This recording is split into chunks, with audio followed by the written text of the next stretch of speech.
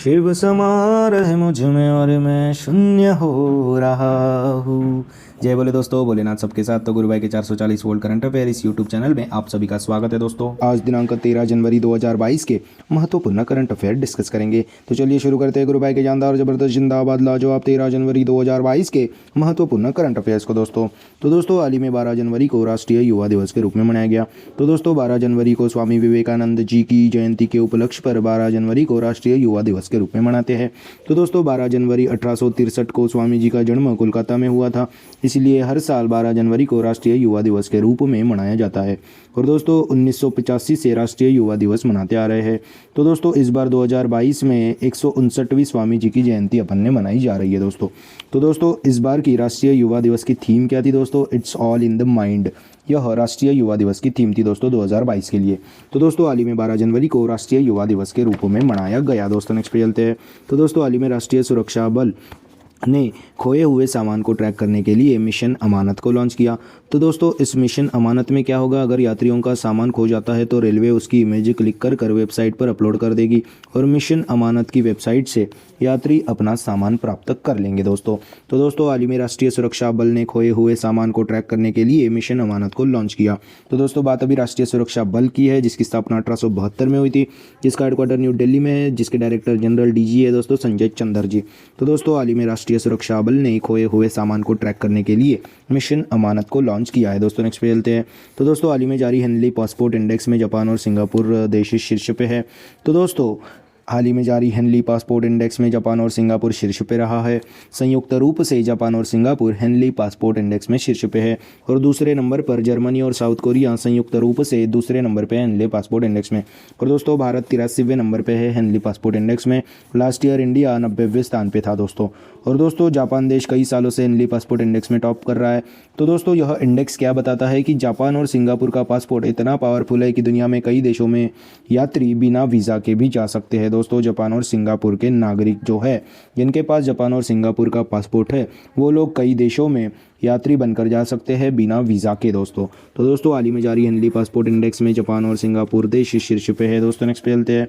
तो दोस्तों हाल ही में चेन्नई में शास्त्रीय तमिल संस्थान के नए परिसर का उद्घाटन प्रधानमंत्री नरेंद्र मोदी जी ने किया। तो दोस्तों तमिलनाडु की राजधानी चेन्नई में शास्त्रीय तमिल संस्थान के नए परिसर का उद्घाटन प्रधानमंत्री नरेंद्र मोदी जी ने किया है दोस्तों। तो दोस्तों शास्त्रीय तमिल संस्थान यह केंद्र सरकार द्वारा बनाया गया शास्त्रीय तमिल संस्थान 24 करोड़ रुपए की लागत से बनाया गया है। तो दोस्तों हाल ही में चेन्नई में शास्त्रीय तमिल संस्थान के नए परिसर का उद्घाटन प्रधानमंत्री नरेंद्र मोदी जी ने किया है। दोस्तों नेक्स्ट पे चलते हैं। तो दोस्तों हाल ही में निकारागुआ देश के राष्ट्रपति डैनियल ओर्टेगा ने लगातार चौथे कार्यकाल के लिए शपथ ली। तो दोस्तों अभी लगातार चौथी बार निकारागुआ देश के राष्ट्रपति डैनियल ओर्टेगा जी ने शपथ ले ली है दोस्तों। तो पिछले 4 कार्यकालों से निकारागुआ देश के राष्ट्रपति डैनियल ओर्टेगा ही चुने जा रहे हैं। और दोस्तों हाल ही में निकारागुआ देश के राष्ट्रपति डैनियल ओर्टेगा ने लगातार चौथे कार्यकाल के लिए शपथ ले ली है। दोस्तों नेक्स्ट पे चलते हैं। तो दोस्तों हाल ही में चंद्रशेखर पाटिल जी का निधन हुआ।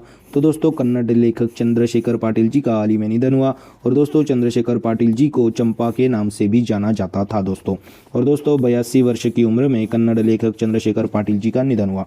तो दोस्तों हाल ही में कन्नड़ लेखक चंद्रशेखर पाटिल जी का निधन हुआ है। दोस्तों नेक्स्ट पे चलते हैं। तो दोस्तों हाल ही में कोच्चि शहर जल मेट्रो परियोजना वाला भारत का पहला शहर बना। तो दोस्तों केरला कोच्चि में पहली नाव सेवा शुरू की गई। यह नाव का नाम मुजिरिस रखा गया है और कोचिन शिपयार्ड लिमिटेड द्वारा निर्मित 23 बैटरी चलित इलेक्ट्रिक नौकाओं में से यह एक है दोस्तों। और दोस्तों यह 747 यानी कि 747 करोड़ रुपए की परियोजना है। यह परियोजना कोच्चि वाटर मेट्रो लिमिटेड द्वारा संचालित की जाएगी। तो दोस्तों हाल ही में कोच्चि शहर जल मेट्रो परियोजना वाला भारत का पहला शहर बना है। दोस्तों नेक्स्ट पे चलते हैं। तो दोस्तों हाल ही में एजाज पटेल जी को दिसंबर मंथ के ICC player of the month के रूप में चुना गया। तो दोस्तों न्यूजीलैंड के left handed spinner Ejaz Patel जी को ICC player of the month December award से सम्मानित किया गया। तो दोस्तों हाल ही में मुंबई में जारी न्यूजीलैंड और इंडिया के टेस्ट मैच के बीच में इन्होंने एक ही पारी में 10 विकेट लेके यह इतिहास कमाने वाले यह तीसरे खिलाड़ी बन गए थे दोस्तों। एक ही पारी में एक ही टेस्ट इनिंग में सारे के सारे 10 विकेट एजाज पटेल जी ने ही लिए थे।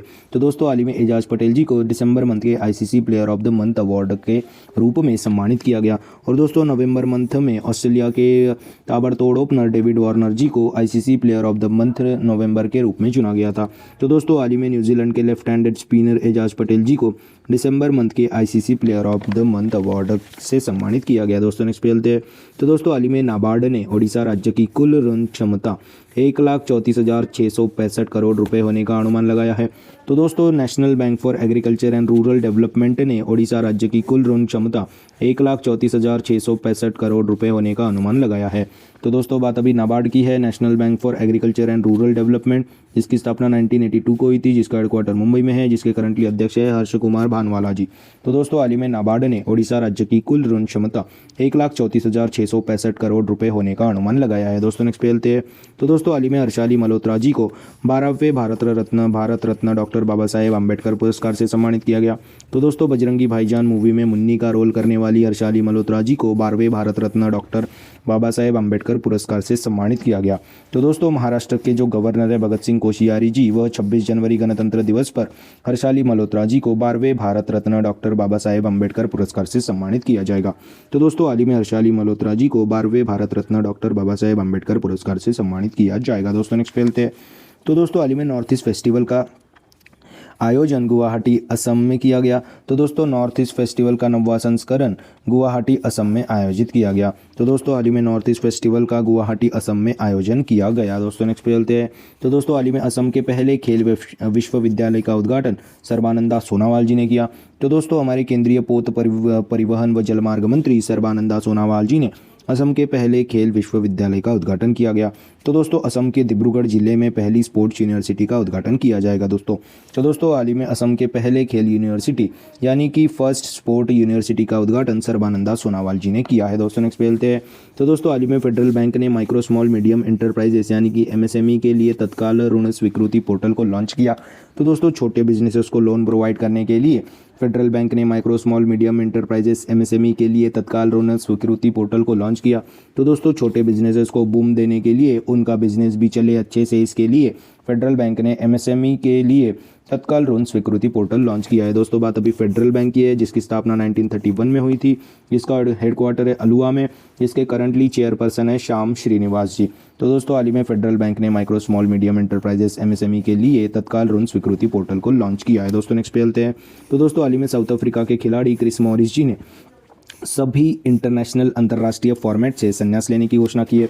तो दोस्तों साउथ अफ्रीका के ऑलराउंडर खिलाड़ी क्रिस मॉरिस जी ने सभी अंतर्राष्ट्रीय फॉर्मेटों से संन्यास लेने की घोषणा की है। तो दोस्तों हाल ही में साउथ अफ्रीका के ऑलराउंडर खिलाड़ी क्रिस मॉरिस जी ने सभी अंतर्राष्ट्रीय फॉर्मेटों से संन्यास लेने की घोषणा की है। दोस्तों नेक्स्ट पे चलते हैं। तो दोस्तों हाल ही में भारत का पहला हेली हब गुरुग्राम हरियाणा में स्थापित किया जाएगा।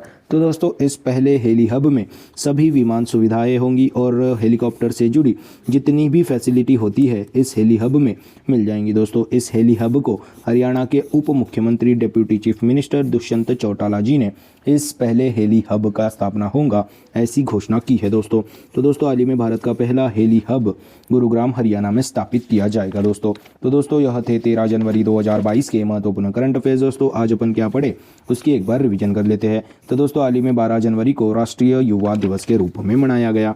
और दोस्तों हाल ही में राष्ट्रीय सुरक्षा बल ने खोए हुए सामान को ट्रैक करने के लिए मिशन अमानत को लॉन्च किया। हाल ही में जारी हेनली पासपोर्ट इंडेक्स में जापान और सिंगापुर देश शीर्ष पे है। और दोस्तों हाल ही में चेन्नई में शास्त्रीय तमिल संस्थान के नए परिसर का उद्घाटन प्रधानमंत्री नरेंद्र मोदी जी ने किया। और दोस्तों हाल ही में निकारागुआ देश के राष्ट्रपति डेनियल ओर्टेगा ने लगातार चौथे कार्यकाल के लिए शपथ ली। और दोस्तों हाल ही में कन्नड़ लेखक चंद्रशेखर पाटिल जी का निधन हुआ। और दोस्तों हाल ही में केरल कोच्चि शहर में जल मेट्रो परियोजना वाला भारत का पहला शहर बना दोस्तों केरला का कोच्चि। तो दोस्तों हाल ही में एजाज पटेल जी को दिसंबर मंथ के ICC player of the month award के लिए सम्मानित किया गया। और दोस्तों हाल ही में नाबार्ड ने ओडिशा राज्य की कुल ऋण क्षमता 1,34,665 करोड़ रुपए होने का अनुमान लगाया। और दोस्तों हाल ही में हर्षाली मल्होत्रा जी को 12वें भारत रत्न डॉक्टर बाबा साहेब अम्बेडकर पुरस्कार से सम्मानित किया गया। हाल ही में नॉर्थ ईस्ट फेस्टिवल का गुवाहाटी असम में आयोजन किया गया, जिसका 9वां संस्करण था। और हाल ही में असम के पहले स्पोर्ट्स यूनिवर्सिटी का उद्घाटन सर्बानंदा सोनोवाल जी ने किया। हाल ही में फेडरल बैंक ने MSME के लिए तत्काल ऋण स्वीकृति पोर्टल को लॉन्च किया। हाल ही में साउथ अफ्रीका के ऑलराउंडर खिलाड़ी क्रिस मॉरिस जी ने सभी अंतर्राष्ट्रीय फॉर्मेट से संन्यास लेने की घोषणा की। हाल ही में भारत का पहला हेली हब गुरुग्राम हरियाणा में स्थापित किया जाएगा। तो दोस्तों यह थे 13 जनवरी 2022 के महत्वपूर्ण करंट अफेयर्स। आशा करता हूँ आपको पसंद आए होंगे। अगर पसंद आए होंगे तो दोस्तों लाइक कर दीजिए, कमेंट कर दीजिए। और ऐसे ही day to day current affair, उनकी रिवीजन क्लासेस और जनरल नॉलेज क्लासेस पाने के लिए गुरु भाई के 440 वोल्ट करंट अफेयर इस चैनल को सब्सक्राइब कीजिए, फॉलो कीजिए। और one liner current affairs PDF पाने के लिए हमारे टेलीग्राम चैनल को फॉलो कीजिए दोस्तों। Link is in the description box below. This is गुरु भाई साइनिंग ऑफ। जय शंकर महाराज दोस्तों, जय भोले।